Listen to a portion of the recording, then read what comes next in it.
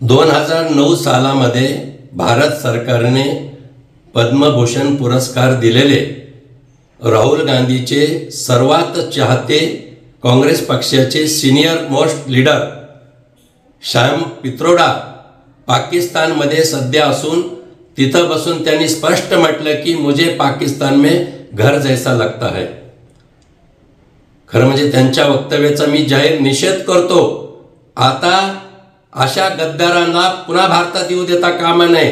जर तुम्हाला पाकिस्तान घरासारखं वाटत असेल तर तुम्ही तिथंच राहा, इकडं परत येऊ नये। कारण काँग्रेस पक्षाचा हा DNA आहे। मताच्या लांगून चालून पोटी काँग्रेस नेते राष्ट्रभक्ती देशभक्ती त्यांच्या पुढे गौण आहे।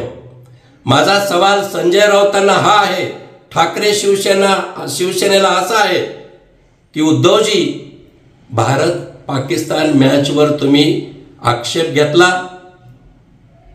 आता श्याम पित्रोदाचा निषेध करणार का? काँग्रेसवाल्याला जाब विचारणार का? एवढंच नाही तर अशा गद्दारावर कारवाई करण्याची मागणी करणार का, असा सवाल मी करतो।